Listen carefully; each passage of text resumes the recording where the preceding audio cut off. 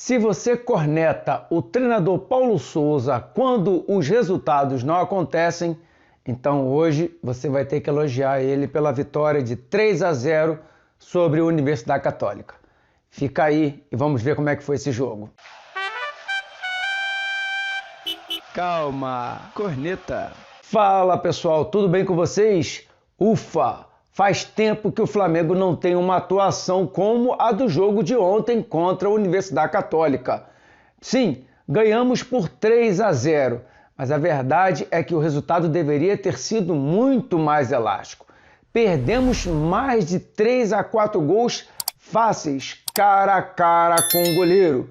Só o Gabigol perdeu aí 2-3 gols, fora o Arrascaeta e fora o Pedro.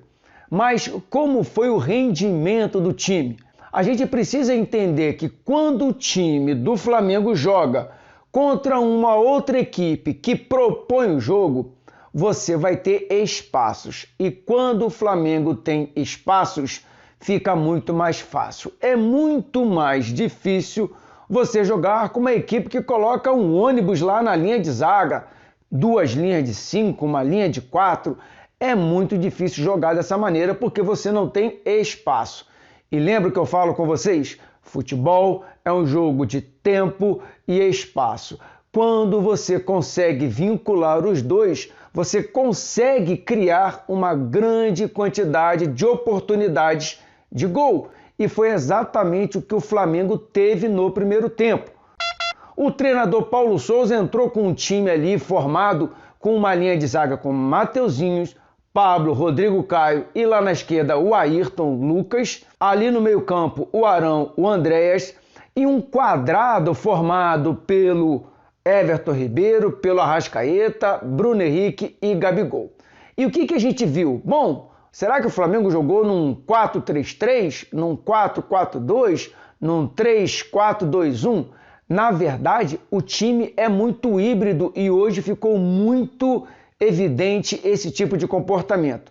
Nós vimos em alguns momentos a equipe sair com 3 jogadores, Pablo, Rodrigo Caio e o Ayrton Lucas. Nós vimos em outros momentos a equipe sair ali de trás com 4 jogadores, com a linha de defesa toda montada. Nós vimos os 4 jogadores da frente, o Gabi, o Bruno Henrique, o Arrasca e o Everton Ribeiro se movimentando o tempo todo, o que cria espaço, confunde a marcação da equipe adversária e você cria com isso oportunidades. Então o que nós vimos no primeiro tempo foi um primeiro tempo muito bom. Se não fosse pelas chances perdidas pelo Gabigol, eu diria que foi o melhor primeiro tempo sob o comando do treinador Paulo Souza. A gente conseguiu construir uma grande quantidade de jogadas. Quando o Gabigol saía da área, você via nitidamente que o Bruno Henrique entrava. Quando o Arrascaeta caía pela direita, o Everton Ribeiro caía pela esquerda. E quando o time do Flamengo consegue acelerar o passe, lembra que eu falei? Tempo e espaço, você tira o tempo da equipe adversária e você ganha espaço. E foi assim que o Flamengo jogou o primeiro tempo todo. O gol do Arão, o primeiro gol do Flamengo, no escanteio cobrado pelo Arrascaeta, já saiu tarde. Já era, a bem da verdade, para a gente ter feito um gol com o Gabigol. Mas numa bola parada, o Arrascaeta cobrou o escanteio mais uma vez muito bem cobrado e o Arão está se tornando artilheiro desse time. Mais uma vez foi lá e colocou a cabeça e fez 1-0. E o time continuou em cima, mas o fato do time ter continuado em cima por alguns momentos ali, a gente distanciou um pouco a linha da zaga com a linha do meio campo, principalmente com a linha dos volantes ali, formado pelo Andrés e pelo Arão. Isso deu um pouco de espaço para a equipe da Universidade Católica, mas nada muito grave. Chegaram lá na área numa bola cruzada em cima do Mateuzinho, um cabeceio perigoso. Não deve acontecer esse tipo de jogada. E ali, no finalzinho do primeiro tempo, ali mais uma jogada centrada para a área, uma confusão ali entre o Pablo e o Hugo, e o jogador do Universidade Católica conseguiu colocar uma bola na trave. Mas vamos falar do segundo gol do Flamengo. Veja bem, olha o que aconteceu nesse gol. Nós tivemos uma troca de passes muito rápida. A grande maioria de primeira, a grande maioria com ultrapassagens e mudança dos jogadores. Então é aquilo que eu havia falado com vocês. Quando você tem essa movimentação constante, quando você acelera a bola, você tira o tempo da defesa adversária, você ganha espaço. E nesse tipo de jogada, o Mateuzinho consegue fazer um cruzamento muito bem feito no segundo pau e o Bruno Henrique, com apenas um toque de cabeça, vai lá e coloca o Everton Ribeiro e ele faz o segundo gol. Golaço do Flamengo, lembrando os velhos tempos. O que nos mostra que esse time, sob o comando do Paulo Sousa, ainda pode sim, engrenar, ainda pode sim conseguir encontrar ali o futebol que a gente tanto espera, porque futebol o time tem. Agora a gente precisa entender que cada contexto de um jogo, vai escrever a história de forma diferente. Como eu falei com vocês, quando você pega uma equipe que propõe o jogo, e foi o caso da Universidade Católica, que precisava do resultado para não ser eliminado, fica muito mais fácil você construir o resultado. Mas isso não apaga o ótimo rendimento da equipe do Flamengo no primeiro tempo. Fomos para o intervalo e o treinador Paulo Sousa volta com a mesma equipe. E o Flamengo continua marcando em cima, continua fazendo ali uma marcação, perde, pressiona muito grande, continua criando oportunidades de gol e continua perdendo oportunidades de gol. Perdeu uma oportunidade com o Gabigol numa bola centrada pelo Mateuzinho, perdeu a oportunidade com a Arrascaeta, que driblou poderia ter tocado a bola, mas chutou e perdeu. Perdeu a oportunidade com o Pedro ali, que entrou no segundo tempo. A verdade é que o Flamengo, no segundo tempo, jogou de uma forma muito semelhante ao primeiro tempo, com a exceção de que ele se resguardou um pouquinho mais e procurou sair um pouco mais no contra-ataque. E o treinador Paulo Sousa fez algumas alterações muito interessantes que oxigenaram a equipe. Dessa vez ele não precisou fazer substituições por lesão. As substituições foram exatamente por opções técnicas e táticas, e isso oxigenou o time. Tirou ali o Bruno Henrique, que já estava cansado, tirou o Gabigol, que hoje não foi uma noite muito boa, colocou o Lázaro, colocou o Pedro, tirou também o Andrés Pereira, colocou o João, depois tirou o Mateuzinho lá na direita e colocou o Rodinei, e por fim tirou o Arrasca e botou o Vitor Hugo.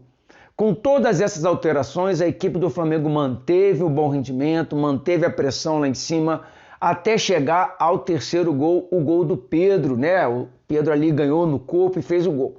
A verdade é que o placar de 3-0, ele demonstra o rendimento da equipe, a equipe jogou muito bem, foi uma atuação convincente e o placar não condiz com a quantidade de chances que o Flamengo criou. Mais uma vez, o Flamengo tem sido vítima de si mesmo, tem construído uma grande quantidade de oportunidades de gol e não tem tido um bom aproveitamento. Ontem não fez falta, a gente conseguiu ganhar por 3-0, mas precisamos melhorar esse rendimento. E quando o time perde uma grande quantidade de chances, como a do jogo de ontem, você não pode colocar tudo na conta do treinador Paulo Sousa. Eu fiz uma live no Instagram aqui do canal falar nisso. Se você não segue aqui as nossas redes sociais, dá uma olhada nela aqui. A gente tem Instagram, a gente tem Twitter e tem Facebook. Segue a gente lá também. E na live de segunda-feira, que a gente faz toda semana, eu falei sobre 8 aspectos que alteram o rendimento do time do Flamengo e quais deles eram de reais responsabilidade do treinador Paulo Sousa. E um desses aspectos que eu comentei lá foi exatamente o rendimento individual. E quando você tem um rendimento individual melhorado, isso vai facilitar a vida do treinador. E quando você perde a grande quantidade de gols, como nós perdemos no jogo de ontem, o treinador não tem culpa. Se o time constrói jogadas, isso é treinamento. Mas se o jogador não consegue finalizar de forma satisfatória fazer o gol, isso já não é mais culpa do treinador Paulo Sousa. Então a gente precisa colocar os pingos nos is. O que for de culpa do treinador, vamos criticar. O que não for, vamos ver de quem é culpa e vamos criticar também. Falar em crítica, se a gente pode falar aqui de 2 pontos negativos no jogo de ontem, para mim, foi o Gabigol perdendo uma grande quantidade de gols e uma parte da torcida do Flamengo vaiando o Hugo todas as vezes que ele tocava na bola. Sim, o Hugo não tem tido boas atuações, é verdade. Não está na hora de dar pedrada no Hugo. Ele errou, ele vem errando constantemente? Vem errando constantemente, mas é o goleiro que a gente tem agora, então a gente tem que apoiar ele. Quando o Santos voltar de lesão, quando o Diego Alves voltar de lesão, aí é uma outra história. Se o treinador achar por bem trocar o goleiro, vamos apoiar o goleiro que for entrar. Agora, enquanto o goleiro for o Hugo, eu não concordo de, durante o jogo, a gente vaiar o nosso goleiro. A gente não está jogando contra outro time, a gente está jogando contra nós mesmos. E quando você vai o goleiro do seu time, você não dá mais confiança para ele, você tira a confiança dele. Você acha que ele não sabe que ele errou? Ele sabe. A verdade é que nós jogamos bem, ganhamos bem, estamos classificados para a próxima fase. Hora agora de dar um pouco de respiro para os jogadores, dar um pouco de respiro para o treinador Paulo Souza. Tem jogo do Campeonato Brasileiro sábado contra o Goiás. A gente tem um pouquinho mais de tempo para descansar, então vamos descansar, focar para o jogo de sábado para que a gente tenha no Maracanã mais uma vez um bom rendimento e a gente conseguir tranquilizar mais ainda o ambiente conturbado que está no Flamengo. Semana após semana, toda hora, tem alguma coisa que explode ali no Flamengo e isso não ajuda o treinador e isso não ajuda a equipe. Beleza? Então, ó, chegou até aqui, não esquece aquele combo da maravilha, aquele combo da ajuda. Aperta o botão do like, vai ali, ó. Aperta o botãozinho do like, aproveita também, se inscreve no canal e vai ali do lado, tem o sininho, aperta o sininho para você receber uma notificação toda vez que sair o vídeo novo. E se você gostou desse vídeo, me ajuda, vai aí, coloca um comentário o que você achou do jogo de ontem contra a Universidade Católica. E manda esse vídeo para um amigo seu, vai ali, copia o link e ó, compartilha no WhatsApp, compartilha no Instagram, compartilha no Telegram, compartilha via Pombo Correio, não importa. Compartilha esse vídeo para que mais pessoas possam ver e mais pessoas possam vir aqui no canal e acompanhar essa nossa resenha falando sobre o Flamengo. Valeu? Forte abraço para você. Nos vemos no próximo jogo. Nos vemos sábado contra o Goiás. Saudações rubro-negras e vamos que vamos.